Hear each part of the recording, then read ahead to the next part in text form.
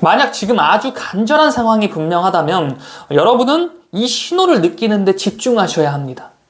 원하는 걸 상상하고 또 상상해서 이 신호가 올 때까지 계속해서 상상하면 끝입니다. 그러면 반드시 이루어져요. 진짜입니다. 만약 뻔한 이야기네 라고 생각하시면서 영상을 끄려고 하시는 분이라면 얼른 나가세요. 자, 애초에 의심하면서 이 영상을 볼 바엔 여러분의 시간을 지키는 게 훨씬 여러분에게 유익할 테니까 말이죠. 혹시 뭐 강의팔이 아니야? 책팔이 아니야? 라고 생각하시는 거라면 그 마음은 이해합니다. 요즘 워낙 책팔이 강의팔이가 많으니까요. 저는 이 영상을 계기 삼아 여러분에게 책도 강의도 팔지 않을 것이기에 여러분 안심하시고 이 영상을 보셔도 되세요. 이 영상의 인사이트만 여러분에게로 그냥 흡수해 가시면 되십니다. 여러분 혹시 원하는 걸 간절히 상상하면 이루어진다라고 해서 직접 해봤는데 이루어지지 않은 적 있으시죠? 어디선가 야유의 소리가 들리는데 네, 맞습니다. 자, 간절히 상상해도 이루어지지 않는 게 맞아요. 어떻게 상상만 한다고 나의 현실이 변화되겠어요? 제가 처음 시크릿을 읽고 이 끌어당김의 법칙에 대해 알게 되었을 때 정말 미친 듯이 가슴이 두근거리더라고요. 내 인생이 진짜 변화될 것 같은 느낌, 내가 나의 인생을 이제부터 제대로 살아갈 수 있을 것 같은 느낌을 받았고 그로 인해 정말 가슴이 벅차오름을 느꼈어요. 그래서 저 역시 직접 실행해 봅니다. 자, 결과는 여러분이 지금까지 경험해온 것처럼 거의 다 이루어지지 않더라고요. 그래서 그럼 그렇지 하고 넘어가기도 하면서 참 저의 20대를 그렇게 살아가게 됩니다. 그도 그럴 것이 나는 월 1,000만 원을 벌 거야 라고 그렇게 간절히 상상하고 바랬는데 전 5년간 제대로 된 계약 한 건도 쓰지 못했으니까요. 그렇게 저는 시크릿이라는 단어를 잊어버린 채 20대의 마지막을 향해 달려가고 있었습니다. 자, 그리고 저는 기적적으로 이 신호를 느끼게 되면서 이 끌어당김의 법칙이 진짜 있구나 하고 그때서야 깨닫게 되면서 유레카를 외치게 되었어요. 자, 그때를 회상해보면요.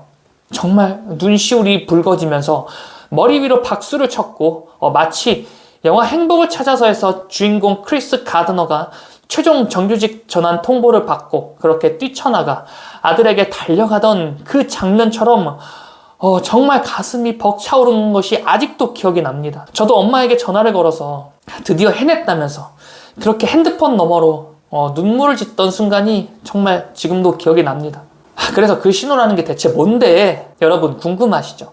지금부터 이 신호에 대해서 여러분에게 말씀드릴 건데 지금부터 진짜 집중해 주세요. 여러분이 간절한 만큼 아마 이 영상에 집중하게 되리라는 걸 전 이미 알고 있지만 여러분이 의도적으로라도 그렇게 막 행하려고 하는 그런 움직임들이 이 신호의 감각을 더욱 극대화시켜줄 것임을 또 잘 알고 있으니까 여러분에게 의도적으로라도 계속 강조하게 되는 것 같아요. 본격적으로 얘기 시작해 보겠는데요. 여러분, 시간을 조금만 거슬러 올라가 볼게요. 제 20대의 마지막 해였던 2019년으로 말이죠. 2019년 6월 저의 일상이 순식간에 변화될 신호가 여기저기서 막 터져 나오고 있었습니다. 심지어 2019년이 시작된 1월부터도 그 징조가 분명히 있었던 것 같아요. 그런데 전 알지 못했습니다. 이 신호가 내 눈앞으로 다가와 나를 정면으로 그렇게 마주 보던 그 순간까지도 저는 몰랐어요. 아니, 지금 생각해보면 어쩌면 그냥 알고 싶지 않아 했던 것 같아요. 저는 뮤지컬 배우를 꿈꾸던 시기로 20대의 마지막 여정을 보내고 있었어요. 여지껏 노래만 해오던 제가 갑자기 연기까지 필요로 하는 상황과 마주하게 되자 모든 게 제 뜻대로 되지 않는 거예요. 그 당시를 돌이켜보면 노래로 오디션을 보면 대부분 다 본선까지 올라가거나 대상을 수상하는 등 성과를 그때그때 내보였는데 연기만 들어가면 오디션 볼 기회조차 주어지지 않는 거였어요. 인맥이 부족하구나. 누군가 나를 끌어올려줄 수 있는 인맥이 다가왔으면 좋겠다. 이렇게 생각을 하게 됩니다. 그리고 정말 기적적으로 그런 인맥을 만나게 돼요.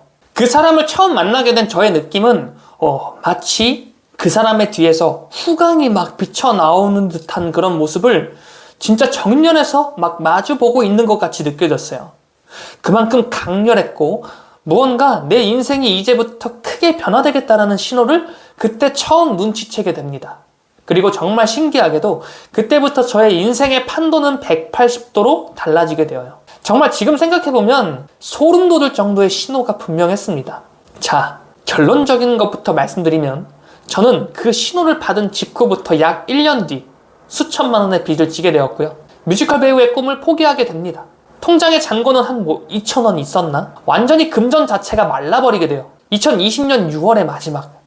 그렇게 저는 길바닥에 주저앉아서 밤 하늘에 떠있는 그 달을 올려다보게 됩니다. 처음엔 정말 원망을 많이 했던 것 같아요. 나를 이렇게 만든 그 인간을 정말 복수하고 싶다라는 그 생각 하나로 달을 올려다봤는데 한참을 생각한 끝에 결국에는 생각이 여기까지 도달하게 됩니다. 내 잘못이다. 그리고 생각했어요. 내 잘못이다. 내 잘못이 분명하다. 내가 잘못한 것이다. 내 실력을 키웠어야 되는데 사람을 믿고 편법을 쓰려고 했구나. 이건 분명 내 잘못이다. 내 잘못임이 분명하다. 그리고 그때부터 저의 인생은 변화되게 됩니다. 그리고 30대 중반의 시기로 가고 있는 현재를 돌이켜보면 신기하게도 20대 중반에 시크릿을 처음 만나서 제가 간절히 바라고 원하던 그렇게 상상하며 바래왔던 그 모습 중 대부분이 이루어져 있더라고요. 그렇게 땅바닥에 주저앉은 이후에 저는 처음으로 월 1,000만 원을 벌게 됩니다. 그리고 작년까지 개인 외형 매출로 약 40억을 달성하게 되죠. 그리고 전 행복한 가정을 이루었습니다. 이제 정확히 2주만 있으면 저의 딸 또보기가 태어나네요. 33살쯤엔 결혼하고 싶다라는 꿈을 가졌었는데 그것도 정말 나는 결혼을 할 수 있을까 하고 막막했거든요. 그런데 정신 차려보니 행복한 가정 안에 제가 있더라고요. 그리고 지금 30대 중반의 시점에서 또 다른 꿈을 꾸며 또다시 간절한 마음으로 상상하며 또 바라고 있습니다. 그리고 끌어당김의 법칙을 완성하는 이 신호는 더 지속적으로 더 자주 저에게 찾아오고 있는 현재를 지속적으로 맞이하고 있어요. 자, 여러분 눈치채셨나요? 이 신호의 정체는 지금 내가 누리고 있는 모든 게 부서지고 박살나는 경험입니다.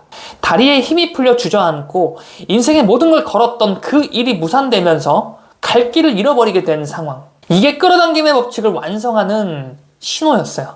간절히 바라고 상상하라. 이 신호가 올 때까지. 그리고 그 신호란 여러분이 땅바닥에 주저앉는 그 신호가 올 때까지입니다. 로버트 기요사키의 부자 아빠 가난 아빠에서 보면 인간은 두려움과 욕망의 감정을 중심으로 생각하고 판단한다라고 합니다. 그리고 대부분의 사람들은 자신이 두려움을 느끼고 있는지조차 자각하지 못한 채 삶을 살아가게 된다라고 해요. 두렵기 때문에 내 주변의 사람을 만들게 됩니다. 혼자가 외롭고 두렵기 때문이죠. 두렵기 때문에 나의 커리어를 포기하지 못합니다. 변화를 맞이하고 싶다면서도 내가 하고 있는 이 일을 포기할 때의 리스크를 두려워하는 거예요. 두렵기 때문에 지금 내가 쌓아온 자신의 견고한 성 밖으로 나갈 생각 자체를 포기해버리고 마는 겁니다. 그런데 여러분이 무언가 간절히 바라면서 상상했어요. 왜냐면 항상 자신의 일상이 온전히 만족스럽다거나 또 완전히 풍요롭다거나 그렇게 인간은 만족하지 못하거든요. 매 순간 그렇게 두려움에 떨고 있는 인간이지만 그 두려움의 이면엔 이 상황이 더 나아지길 또 간절히 바라는 게 또 인간의 욕망이라는 감정이에요. 인간은 이 두려움의 감정과는 반대로 분명 욕망의 감정도 분명히 지니고 있기에 지금의 삶보다 더 나아지는 모습을 간절히 바라고 상상하게 됩니다. 그리고 끌어당김의 법칙은 친히 그 생각에 이끌려 여러분 주변으로 여러분이 상상하는 그 그림의 조각들을 하나씩 하나씩 그려가기 시작합니다. 그리고 그 조각들을 새롭게 맞추기 위해 필연적으로 내가 지금까지 쌓아 올린 그 견고한 성을 아주 친절하게도 친히 직접 부숴버려요. 그리고 끌어당김의 법칙이 나의 견고한 성을 부숴버리는 그 순간 그때 인간이 마주하는 것은 견고한 성 안에 갇혀있던 자신의 두려움이라는 감정의 본질과 직접적으로 마주하게 됩니다. 자신이 가지고 있던 그 두려움의 크기가 크면 클수록 인간은 그걸 견뎌내기 버거워해요. 다리에 힘이 풀려 주저앉아버리게 되고 왜 내게 이런 일이 일어났느냐면서 이 세상을 향해 원망의 목소리를 내기 시작합니다. 그런데 일부 어떤 사람들은 이런 위기의 순간에 이 세상을 향해 원망의 목소리를 막 내기보다 오히려 이 순간이 기회임을 분명하게 느끼고 오히려 나아가는 방향을 택해요. 자신이 부족했던 점을 자각하고 그것을 보완함으로 인해 다시 내가 이전보다 더 높게 쌓아 올릴 그 성을 생각하며 다시 한번 나아가기 시작하는 거예요. 그들도 몹시 두렵기는 마찬가지예요. 그 두려움 안에 앞으로 자신이 또 마주하게 될 행복의 초점을 맞추고자 또 생각해로가 그렇게 작동하게 될 뿐이지 그들 역시 두려운 건 마찬가지라는 겁니다. 그들은 결국 생각회로를 계속해서 작동하게 되면서 결국 도달하게 됩니다. 이 생각까지 말이죠. 내 잘못이다. 이 생각을 떠올리기까지 그동안의 자신의 시간을 되짚어보면서 스스로를 객관화하기 시작하고 그로 인해 내가 무엇을 보완해야 할지 스스로 생각해내게 되면서 그것을 보완하는 방향으로 또다시 걷기 시작하는 거예요.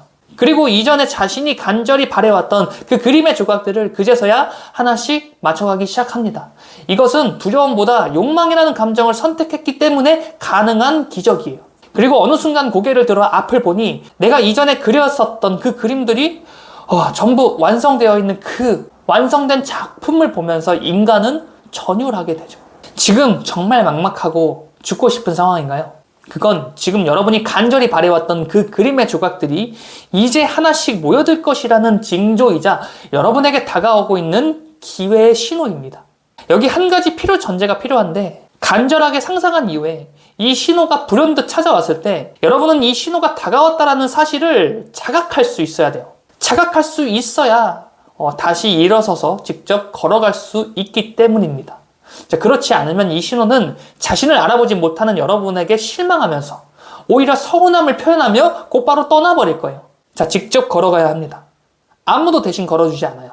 그리고 여러분은 반드시 직접 걸어가실 수 있는 분들입니다. 여러분의 가능성을 오늘 하루도 믿으며 한 발자국 더 나아가는 하루가 되셨으면 좋겠습니다. 지금까지 드리밍 레오니즘이었습니다. 영상 시청해주셔서 감사합니다.